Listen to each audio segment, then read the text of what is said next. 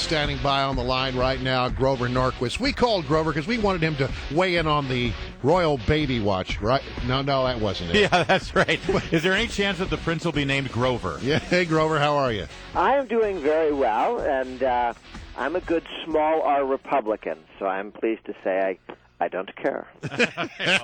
All right. What we did want you to talk about was the fact that the president, despite our best efforts to dissuade him otherwise, is going to go out and talk about the economy once again and how he thinks there are certain solutions that we should focus on. Here's Jay Carney, before we get started, Grover, laying out what the president is likely to discuss. And for those who resist that idea that we should think about something like these stand your ground laws, I just ask people to consider if Trayvon Martin was of age and armed. That was obviously the wrong cut. Looking for Jay Carney, I believe it's cut 14. Cut 14, here's Jay Carney. You will hear the president enunciate, will provide a vision of where we have been, where we are, and where we need to go. There we are. There you have the outline from Jay Carney. Based on that, what is your greatest fear, Grover? Well, I think what we're going to see is more of the same. The first one you showed, which was Stand Your Ground, which is what the president does in order to talk about something other than the very bad economy that he is responsible for. Had the president had policies such as Reagan's, we'd have had much stronger growth. If we'd grown at the rate that the average recovery's taken place, we'd have 5 or 6 million Americans at work. If we'd grown at the rate that Reagan grew the economy after the recession that he had, we were talking about 10 million more Americans at work. It's a huge discrepancy.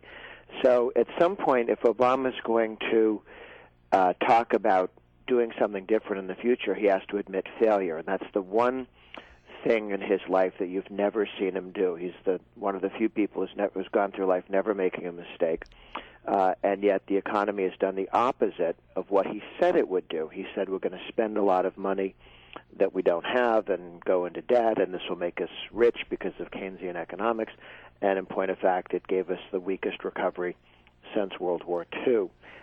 Millions of Americans out of work who should not be out of work.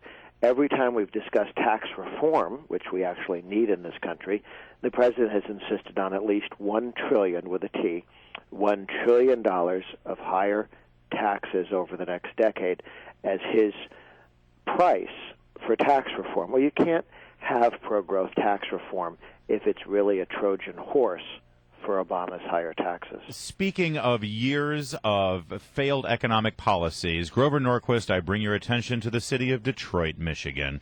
Of course, we saw Friday that they have officially become the largest city in U.S. history to file for bankruptcy, and it's remarkable to see how many people are looking at the postmortem here on Detroit and deciding that it's an example of government not doing enough. Here's MSNBC political analyst Melissa Harris Perry. But this lack of tax base is also exactly the thing that many Republicans would impose on us, even when our cities have sufficient populations, even when our communities have sufficient populations. This is what it looks like when government is small enough to drown in your bathtub, and it is not a pretty picture. So, Grover Norquist, there you go. Detroit is dead because the shrinking tax base, and there wasn't enough tax dollars to pay for the government that required to give the basic necessities. You, Grover Norquist, at Americans for Tax Reform, you would have that happen nationwide and starve our government from taxes. Why do you want the country to look like Detroit, Grover?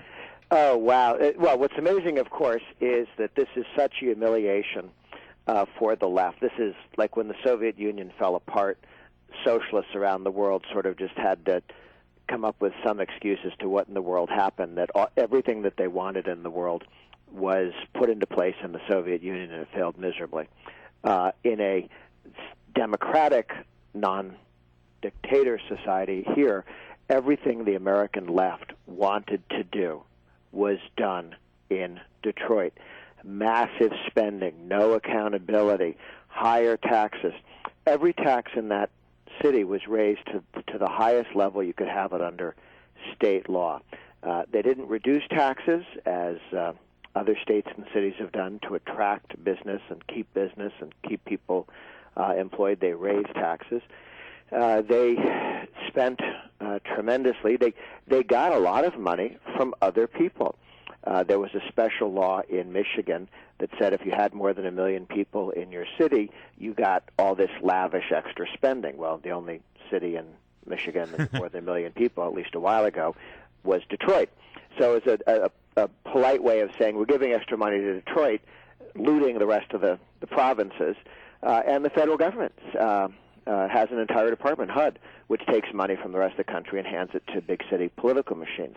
This is a classic example of the ghost of Obama liberalism of the future. This is what's in store for other cities if they don't learn from this failure. The president often talks about, wanting to spread around the money. In other words, wealth redistribution. But I noticed that there's a fascinating report that's out from the American Enterprise Institute, which talks about high, middle, and low-income Americans. From 1967 to 2009, all the numbers are adjusted for $2009. And what it shows is that the middle class is dwindling. It's dwindling. And the lower income is staying about the same. What is changing in America is that more and more people are moving into the higher income bracket. So the middle class is actually doing pretty well, Grover Norquist. Well, Detroit, look, nobody's life is a complete failure. Some people serve as bad examples. Detroit serves as a warning for the rest of the country. Remember, New York City flirted with that direction, pulled back a little bit. But we have many cities, and including some states, California and Illinois, that have put together such pension systems and public sector pay systems that they're bankrupting the state. There's no way that they can pay. California is going to go bankrupt or implode or something, as will Illinois. And we need to start reforming those pension systems now. Utah's done it. The entire state of Utah, anybody who's hired state or local level gets a 401k. So no more unfunded liabilities being created in Utah. Louisiana made similar progress. They're having a fight now in Pennsylvania to do pension reform. Chris Christie in New Jersey saved about $30 billion out of their unfunded liabilities. They need to do more, but pretty good for New Jersey. Some cities and states have really sweated bullets to make this change, and the city of Detroit refused to do that. And Obama has learned nothing from this failure. Remember he said, GM's alive and Osama bin Laden's dead. Yeah. Well, Detroit's dead and Al-Qaeda's doing just fine. Yeah, and GM's alive, I suppose. GM's alive. They're just not in Detroit. All right. Hey, Grover Norquist, thanks for joining us as always.